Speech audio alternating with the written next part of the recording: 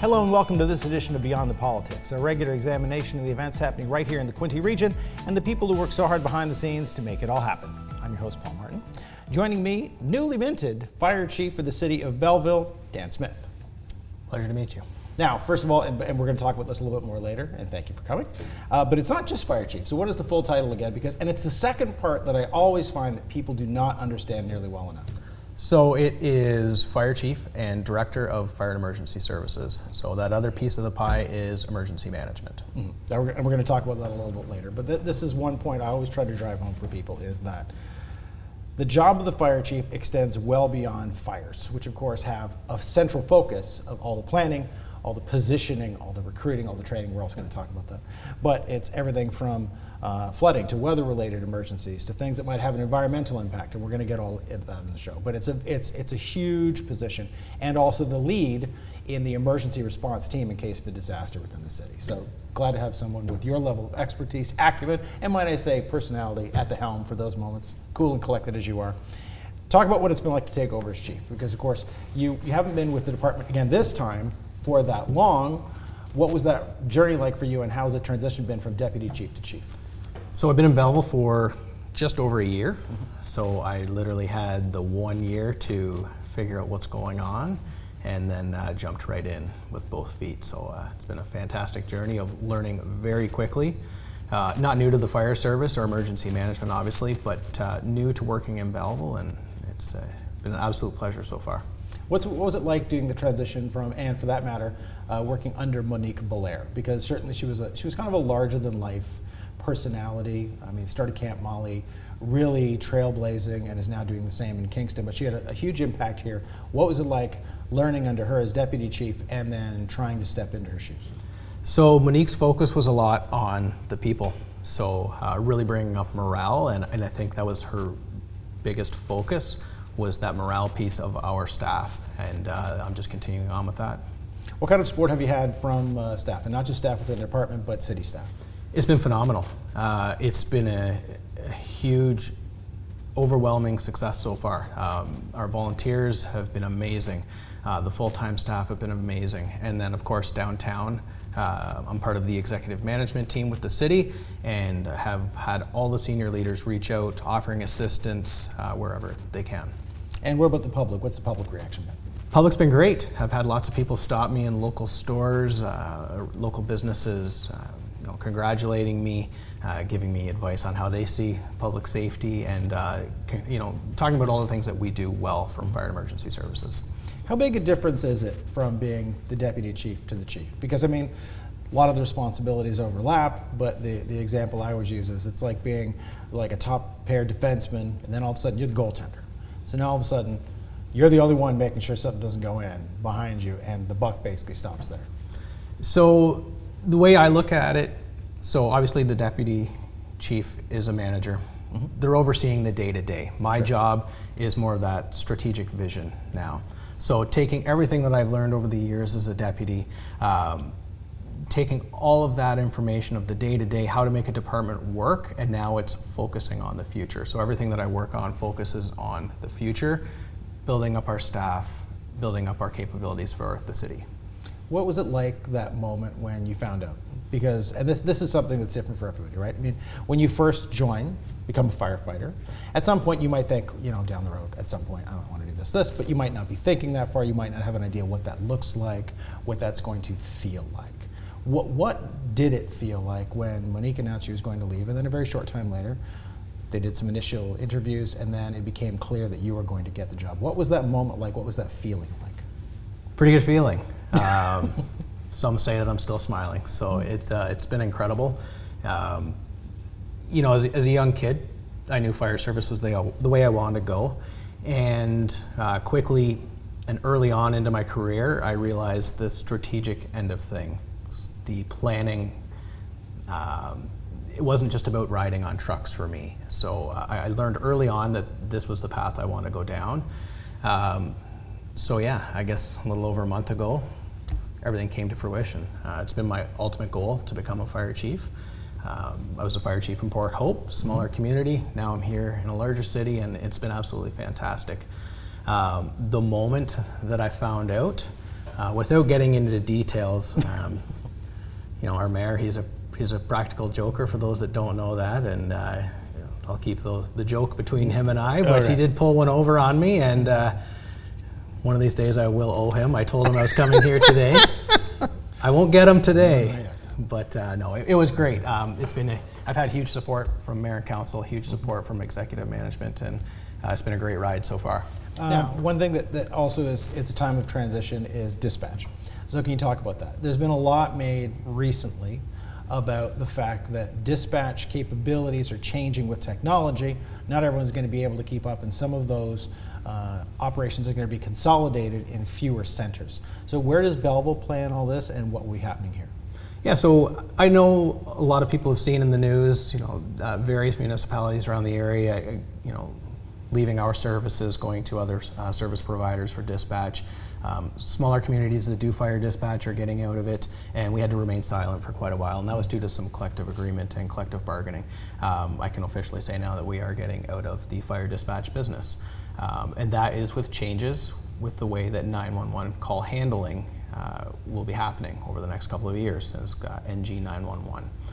So there's a lot of technology advancements that are required to maintain in the dispatch business, and it was determined by mayor and council and the fire management team that it was time to move on. So we are in the process now of putting together a package to seek out a new service provider, and then we'll be closing down our dispatch center. Do you have any idea of what timeline that might be? So our hope is that early on in the new year is when we've transitioned out of fire dispatch. So we've notified all of our clientele or the other fire services across Hastings County, and now it's down to finding a new provider, and then all that fun radio technology in the background that has to be switched over. Now, as for people who don't know, and you hinted at it, Belleville was offering fire dispatch services for the vast majority of local municipalities, which was a large commitment in terms of responsiveness, interactivity, and personnel. So, and obviously there was a huge expense that went over this on a day-to-day basis, and in terms of upgrading the technology. How much was the expense part of it, and how much was the logistics part of that decision? I think it was all encompassing. There's a lot that comes down to it, whether it's staffing, whether it's new technology. There was a lot of moving parts, and for us, we determined that the city of Belleville needs to focus on our core services and core services that protect this city. So we could seek out fire dispatch elsewhere, which allowed us to make room to improve the services we're able to provide. And at that point, this big event happens. And this is definitely an emergency management level response. In case anyone forgets, there was a major fire involving industrial materials and styrofoam out by Station Street, not that far from the rail yards, in an empty field. And this created this plume of black ash that then went up into the sky and rained down in a more heavy concentration for a number of blocks surrounding that area, extending as far as to close to where some of the schools were, but in a lighter form, cascaded down in small bits over most of the city. So, I mean, this is the kind of thing that nightmares are made of, especially for people who are then trying to make sure what else is going on. Is something explosive involved? How do we keep people safe? How safe is the debris? What's the environmental impact? So when something like that happens, and in the role as deputy chief, how do things start to take shape, and how hectic are the first few hours of response? So that was an interesting night. So the fire chief and two deputies, we all take part in a rotational on-call. It's what's called a duty chief. I happen to be the duty chief for that fire. Lucky you. Lucky me, new guy in town, and here you go. You get the big one. So I got the call from our dispatchers, and they said, you've been asked to attend a scene for a Styrofoam fire. And I thought, what are they calling me for a Styrofoam fire? Like, really, it's just a small pile. How big can it be? Like, do they really need me there? And as I approached the city on the 401, you could just see a glow from the far distance. And as I got closer, the fire station's not far from where the scene was. I got to the fire station, and That's a bigger glow, and as you get a little bit closer, the plume was absolutely gigantic. Had it been during the daytime, you would have seen it from a long ways away. Yeah, so quickly realizing it's a major event in the city. Yeah. What's it like to then see everything put into action like that? Because of course, as we know from the scene, fire department, as you said, professional volunteer firefighters, police department was on hand directing traffic, and there was even some crossover going on, because at that moment it's really all hands on deck, not this is your job and this is my job. There was a little bit of everything going on, and we had representatives from other city departments there. You know, there was people for water supply, making sure we had enough water because we used a lot. We had environmentalists checking out areas, see where storm drainage was and things like that. So where's all the fire water going? You know, our police did an absolutely amazing job. So they looked after the evacuation of the subdivision just south of the fire. And they went door to door, and they were getting people out of their homes, and they did a phenomenal job. They didn't have a whole lot of equipment, so they had to do the best they could as fast as they could to get people out of the smoke. And then our staff did a tremendous job, and we pulled in resources from neighboring departments as well.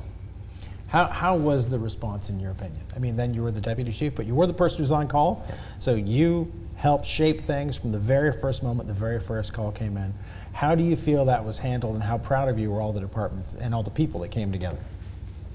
Honestly, that was, as you know, it's one of the biggest scenes I've ever been involved in. It ran smooth. It was phenomenal. That was my first experience with a big incident with Belleville. Might as well start as big as possible. There you go. But you know, right from the incident commander on scene, one of our captains, he did a bang-up job all the way through. It was fantastic. It was great and refreshing being the new guy in town to see the professionalism, not only of our staff, but all the resources we used as well. So we had partners from Mohawk and Quinte West and CFB that came in to assist us as well, and that's part of our mutual aid plan. And that's what it's all about, and it was good to see that it works the way it does for the really big stuff. Finally, what is the message that you want to give people in the city of Belleville about where the fire department is today and where you hope to take it, especially with the fire master plan and reimagining the urban versus rural component?